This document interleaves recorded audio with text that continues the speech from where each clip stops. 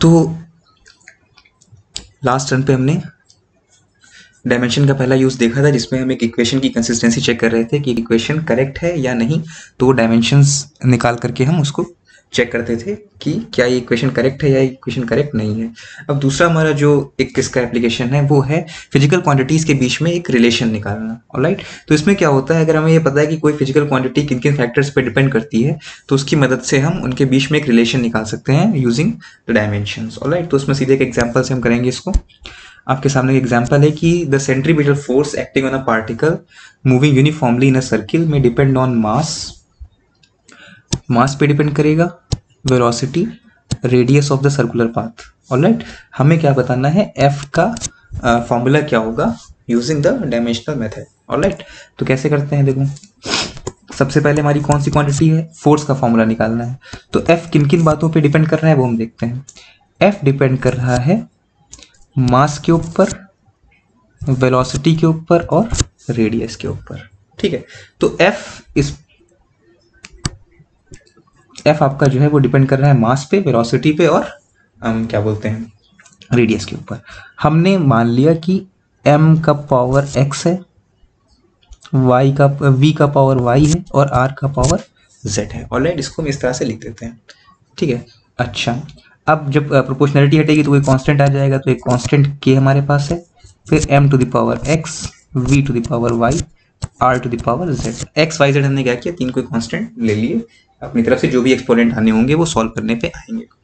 ठीक है, तो फोर्स किन किन बातों पे डिपेंड कर रहा था, मास पे डिपेंड कर रहा था। मास पे चेंज होगा तो फोर्स में चेंज आएगा। अब ये पावर बढ़ भी सकता है भाई, मास बढ़ने पे अगर फोर्स बढ़ेगा तो ये पावर पॉजिटिव आएगी, अगर घटेगा तो नेगेटिव आएगी, है ना। उसकी इसी तरह से हम देखेंगे सब में। तो m to the power x, v to the power suppose कर लिया y और r का पावर हमने सपोज कर लिया z। ठीक है, तो प्रोपोर्शनल है, अगर प्रोपोर्शनल हटेगा तो एक कांस्टेंट आएगा कि हमने मान लिया वो कांस्टेंट है। ठीक है, अच्छा अब हम दोनों तरफ डायमेंशन लिखेंगे। सबसे पहले फोर्स का डायमेंशन क्या होता है, mlt पावर -2। ऑलराइट, ये आपका फोर्स का डायमेंशन है। ठीक है, अब हमारे पास k क्या है, k जो है हमारा वो कांस्टेंट है और कांस्टेंट का कोई डायमेंशन होता नहीं है, तो इसको हमने छोड़ दिया।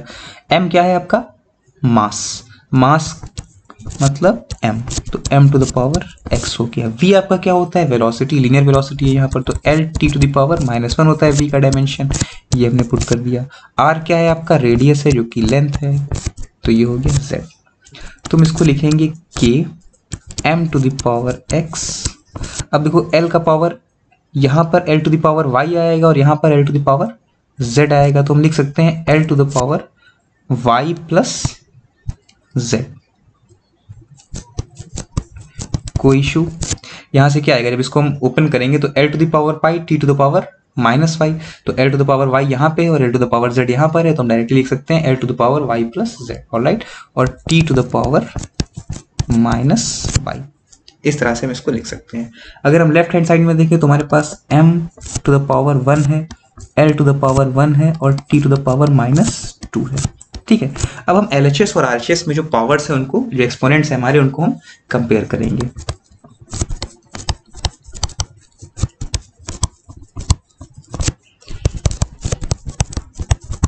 ऑलराइट, तो LHS में लेफ्ट हैंड साइड में m का कितना है, एक्सपोनेंट 1 है, तो यहाँ पर x है, तो इसका मतलब कंपेयर करने पर x इज इक्वल टू आपका हो गया 1। ऑलराइट, यहाँ पर l का 1 है और इस RHS में l का क्या है, y प्लस z, तो इसका मतलब y plus z is equal to क्या हो गया 1। तीसरा क्या है, यहाँ पर t का पावर -y है और यहाँ पर -2 है, तो यहाँ पे क्या हो जाएगा, ये -y is equal to -2। Alright, हमने क्या किया, लेफ्ट हैंड साइड और राइट हैंड साइड की पावर्स को कंपेयर किया। लेफ्ट हैंड साइड में m का पावर 1 है, राइट हैंड साइड में m का पावर x है, तो इसका मतलब x is equal to 1। Left hand side में l का पावर 1 है, राइट हैंड साइड में l का पावर y प्लस z है, इसका मतलब y plus z is equal to 1। Alright, left hand side में t का पावर -2 है और राइट हैंड साइड में t का पावर -y है, इसका मतलब -y इज इक्वल टू -2। ठीक है, अब हमारे पास तीन इक्वेशन आ गए। पहला equation x is equal to 1, दूसरा y plus z is equal to 1 और तीसरा y इज इक्वल टू -2, या हम कह सकते हैं सीधा सीधा y इक्वल्स टू 2। अब हम क्या करेंगे, एक्स वाई जेड की वैल्यू फाइंड करेंगे। तो एक्स हमें पता है 1 है, वाई हमें पता है 2 है, तो जेड फाइंड कर लेंगे। इस इक्वेशन में अगर हम वाई की वैल्यू पुट कर दें तो z is equal to 1 minus 2 मतलब -1। तो हमारे पास जेड क्या आ गया, -1। तो अब जो एक्स वाई जेड की वैल्यू निकली है ये हम कहाँ पुट करेंगे, ये हम पुट कर देंगे अपने इक्वेशन नंबर 1 में। ऑलराइट, इसमें जो हम वैल्यूज पुट करेंगे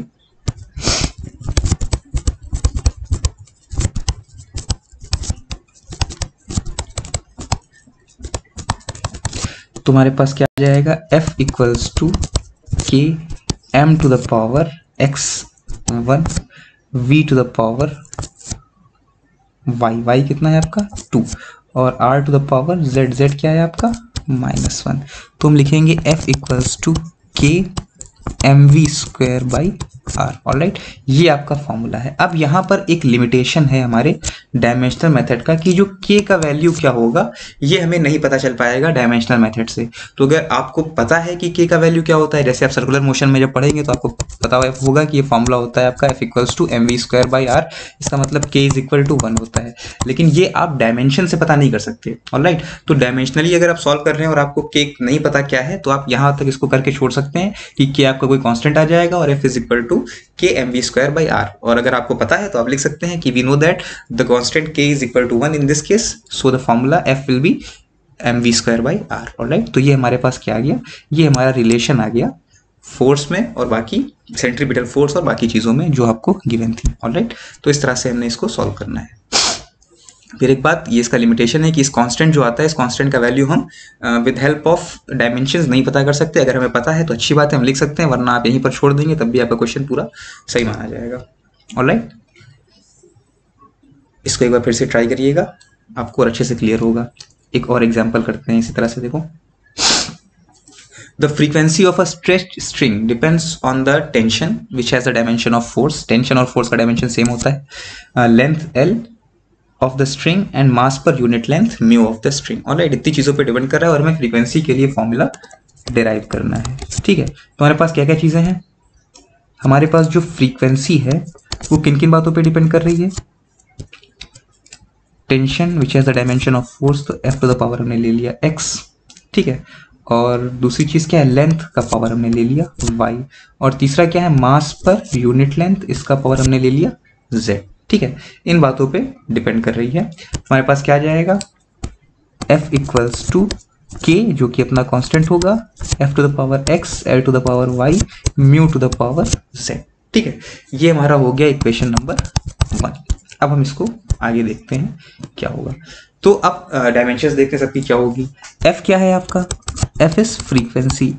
फ्रीक्वेंसी क्या होती है, 1 upon time period. Time period हम किस में नापते हैं, सेकंड में, मतलब यहाँ पर डायमेंशन इसका क्या आ जाएगा, t टू द पावर -1।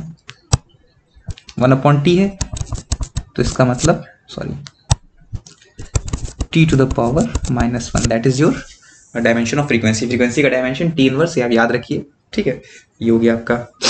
उसके बाद फोर्स की बात करें, F जो है टेंशन है और उन्होंने बोल दिया है कि इसका डायमेंशन क्या होगा, फोर्स का डायमेंशन होगा, और वैसे भी होता ही है।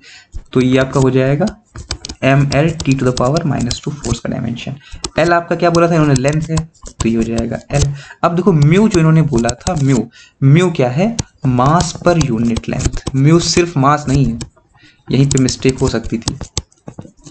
m is not just the mass, it is mass per unit length.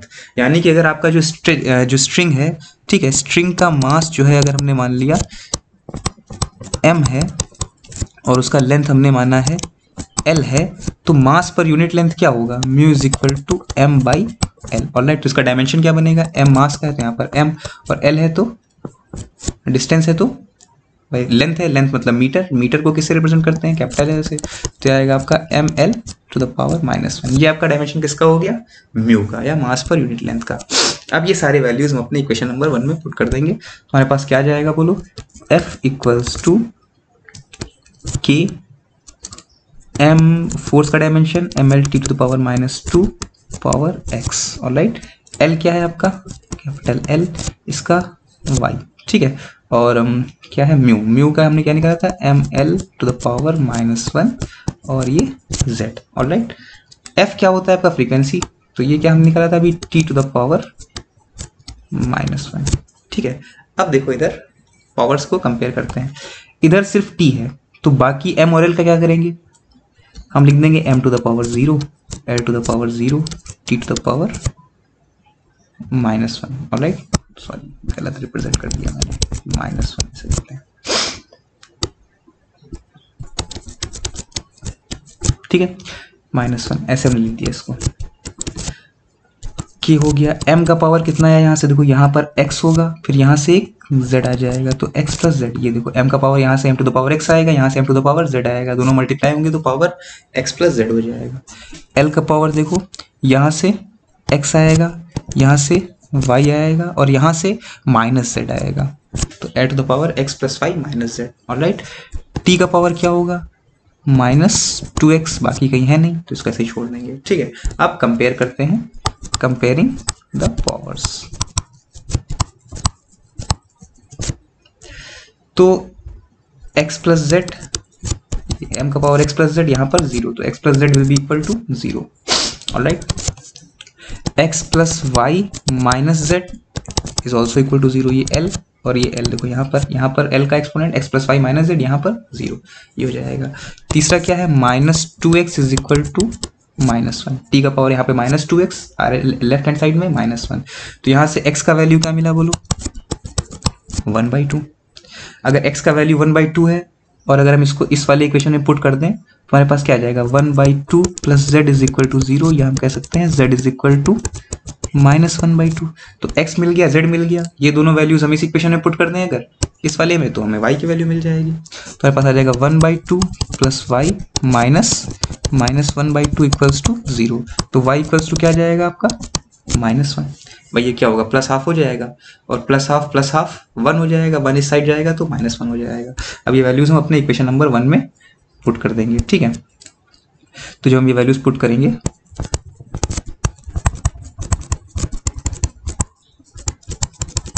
अपना जो इक्वेशन नंबर 1 था उसमें पुट करेंगे तो हमारे पास क्या जाएगा, f equals to k f to the power x, what is x, half. Alright, l to the power y, y कितना है आपका -1, और mu to the power z, z कितना है आपका -1/2।